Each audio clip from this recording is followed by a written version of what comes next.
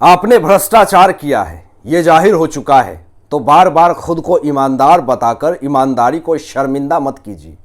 आपके नेता आपराधिक मुकदमे में जेल में सजा काट रहे हैं। हवाला कांड, शराब घोटाला, शिक्षा घोटाला, कचरा घोटाला, विज्ञापन घोटाला और ना जाने कौन कौन से घोटाले जिसका नाम शायद हम जैसे लोग जानते भी नहीं होंगे। आपने दिल्ली को लूटा और दिल्ली के लोगों के पैसे से आपने शीश महल बनाया और रिनोवेशन के नाम पे बड़ा घोटाला किया। ये आरोप आपके ऊपर लगा हुआ है। ये किस तरह की ईमानदारी है केजरीवाल जी? क्या आप बताएंगे जनता को? ऐसा कोई दिन नहीं है जो केजरीवाल को झटका नहीं मिला है। हर रोज केजरीवाल को नए नए झटके मिलते हैं, लेकिन केजरीवाल सुधरने को तैयार नहीं है। अभी दिल्ली के उपराज्यपाल एलजी ने केजरीवाल को 400 लोगों को बर्खास्त कर दिया है। इस पर केजरीवाल ने उपराज्यपाल की आलोचना की है और कहा है कि हम कोर्ट जाएंगे, लेकिन एलजी ने जो कड़े कदम उठाए हैं इससे केजरीवाल पूरी तरीके से बौखला चुके हैं। अचानक एलजी के तरफ से 400 लोगों को बर्खास्त करना केजरीवाल के लिए एक बहुत बड़ा झटका माना जा रहा है। एलजी कार्यालय की तरफ से जो बयान जारी किया गया है उसमें कहा गया है कि 400 ऐसे निजी लोग हैं जो दिल्ली सरकार के विभिन्न विभाग जैसे कॉरपोरेशन, बोर्ड, सोसाइटी या पीएसयू में बतौर विशेषज्ञ तैनात थे। उनकी सेवा समाप्त कर दी गई है, तो केजरीवाल के पास अब कोई रास्ता नहीं बचा है। एलजी ने जो 400 विशेषज्ञों की सेवा समाप्त किया है, इससे केजरीवाल पूरी तरीके से बौखलाए हुए हैं। एलजी ने जो दिल्ली सरकार के केजरीवाल के लोगों को टर्मिनेट किया है, इससे केजरीवाल तिलमिला करके कोर्ट में जाकर के फिर से एक झूठी सिंपैथी लेने की कोशिश कर रहे हैं। लेकिन इस बार जनता इनको अच्छे से हिसाब देगी। केजरीवाल के 400 लोगों को बर्खास्त करने के बाद सुप्रीम कोर्ट ने केजरीवाल को ऐसा झटका दिया है जिससे केजरीवाल की सरकार समय से पहले ही गिर जाएगी। अब जरा जानते हैं दोस्तों कि आखिर सुप्रीम कोर्ट ने केजरीवाल को क्या लतार लगाया है और कैसे जनता के पैसे को, जनता के टैक्स को, अपने इज्जत को, प्रतिष्ठा को चमकाने के लिए, अपने गलत छवि को चमकाने के लिए जनता के पैसों का गलत प्रयोग कर रहे हैं। केजरीवाल जानते हैं कि ये जनता के पैसे हैं, लेकिन फिर भी उसे अपने गलत छवि को चमकाने के लिए लुटा रहे हैं। सुप्रीम कोर्ट ने अरविंद केजरीवाल को फटकार लगाते हुए विज्ञापन में कितने खर्च किए हैं उसका विवरण मांगा है। दोस्तों, केजरीवाल प्रचार प्रसार में अपनी इज्जत को चमकाने के लिए अखबार में फर्स्ट पेज पर अपनी फोटो लाने के लिए जो इन्होंने पिछले 9 सालों से जो खर्च किए हैं उसका ब्यौरा जब मांगा गया तो केजरीवाल तिलमिलाने लगे, कुछ जवाब नहीं दे रहे हैं। दिल्ली सरकार ने regional rapid transit system project के लिए फंड देने में खुद को असमर्थ बताया था। इस पर सुप्रीम कोर्ट ने पिछले दिन विज्ञापन पर हुए खर्च का ब्यौरा मांग लिया, तो अरविंद केजरीवाल ने दिल्ली सरकार ने विज्ञापन में कितने खर्च हुए हैं इसका ब्यौरा देने से मना कर दिया। और सवाल यह उठता है कि दिल्ली सरकार केजरीवाल सरकार से सुप्रीम कोर्ट जब विज्ञापन का ब्यौरा मांग रही है तो यह क्यों नहीं देना चाहते हैं? सवाल यह है, क्या विज्ञापन घोटाले भी हुए हैं केजरीवाल के तरफ से?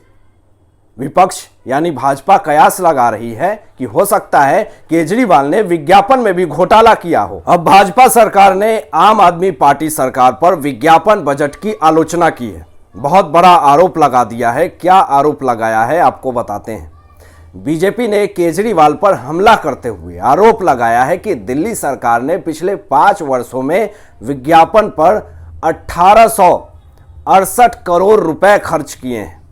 दोस्तों, यह बहुत बड़ा आरोप है और यह आरोप किसने लगाया है मैं आपको बताता हूं। बीजेपी आईटी सेल के प्रमुख अमित मालवीय जी ने ट्वीट करके यह जानकारी दी है और आगे अमित मालवीय जी ने कहा है कि केजरीवाल ने पिछले 5 वर्षों में विज्ञापन पर 1868 करोड़ रुपए खर्च किए हैं। यानी सोच लीजिए कि प्रति महीने 31 करोड़ रुपए और प्रतिदिन जोड़ा जाए तो 1.2 करोड़ रुपए केजरीवाल ने विज्ञापन में खर्च किए हैं सिर्फ। तो आप सोच लीजिए कि यह पैसा जो आप टैक्स भरते हैं तो उसको कैसे उड़ाया जा रहा है अपनी छवि को चमकाने के लिए। क्या ऐसे मुख्यमंत्री को कभी भी जनता माफ करेगी? जो जनता के पैसे को लूट करके अपने गलत छवि को चमकाने की कोशिश कर रहा हो। केजरीवाल जी क्या ट्वीट करके लिखते हैं जरा सुनिए, थोड़ा शर्म करने की जरूरत है इन्होंने। ये खुद गलतियां करते हैं लेकिन ट्वीट करके भी बेशर्मी की हद को पार कर देते हैं। केजरीवाल कहते हैं पहले बीजेपी के वक्त लोग टैक्स नहीं भरते थे, उन्हें लगता था कि उनका दिया हुआ टैक्स चोरी हो जाएगा। अब आम आदमी पार्टी की सरकार बनने के बाद लोग खुद ही आगे बढ़कर टैक्स देने लगे हैं। उन्हें भरोसा है कि अब ईमानदार सरकार है और उनका दिया पाई पाई लोगों के विकास पर खर्च होगा। विकास मतलब खुद का चेहरा चमकाना नहीं होता केजरीवाल जी। इनके पास दिल्ली में डेवलपमेंट के लिए पैसा नहीं है और अपने विज्ञापन के लिए हर महीने करोड़ों रुपए उड़ा रहे हैं। ये जो पैसा उड़ा रहे हैं आप, ये उन्हीं जनता के टैक्स का पैसा है केजरीवाल जी। यही केजरीवाल सरकार की सच्चाई और नीयत है। 2024 में मोदी जी की सरकार बनने के बाद जीएसटी और वैल्यू एडेड टैक्स वैट कौन लेकर आया? यह भाजपा की सरकार की वित्तीय सुधार और मोदी जी के कुशल प्रबंधन का नतीजा है। आज जहां विश्व में विकसित देशों की आर्थिक स्थिति कमजोर हुई है, वही भारत की आर्थिक स्थिति सशक्त बनी है। मगर यह केजरीवाल जी को समझ में नहीं आएगा क्योंकि ये ज्यादा पढ़े लिखे हैं। खुद केजरीवाल ने अपनी टैक्स भरी है या नहीं यह तो पता नहीं है, लेकिन सीधा आरोप नरेंद्र मोदी जी पर लगा देते हैं। केजरीवाल ने फिर से आरोप लगाया है नरेंद्र मोदी जी के ऊपर। केजरीवाल कहते हैं कि पिछले 9 वर्षों में नरेंद्र मोदी सरकार द्वारा की गई लूट की मात्रा अंग्रेजों द्वारा 250 वर्षों में की गई भारत की लूट से अधिक है।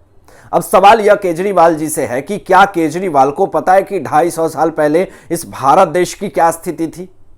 और 250 साल पहले की बात तो छोड़ दीजिए, अगर बात करें 100 साल पहले की, तो बहुत सारे ऐसे लोग डर के मारे सड़कों पर नहीं निकलते थे। दंगा, लूट, हत्या, रेप यह आम बात हो गई थी। लेकिन क्या आज देश की ऐसी स्थिति है? बिल्कुल नहीं। खुद की अपनी बयान पर कंट्रोल नहीं है और कहते हैं कि मेरे मंत्री सारे कट्टर ईमानदार हैं। तो फिर दिल्ली हाई कोर्ट ने क्यों मनीष सिसोदिया की जमानत याचिका को खारिज कर दिया? फिर से लतार लगा दी है। इसका जवाब है क्या केजरीवाल जी के पास?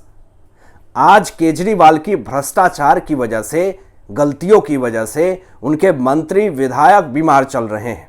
खबर आ रही है कि आतिशी बीमार हैं। लेकिन जरा देखिए, ट्रांसफर पोस्टिंग मामले में केजरीवाल को फिर से बड़ा झटका मिला है। एनसीसीएसए की बैठक में केजरीवाल सरकार का प्रस्ताव खारिज कर दिया गया है। केंद्र के अध्यादेश कानून के खिलाफ केजरीवाल लंबी लड़ाई लड़ रहे हैं, लेकिन इस लंबी लड़ाई में वह लुढ़क जा रहे हैं, हार जा रहे हैं। धन्यवाद।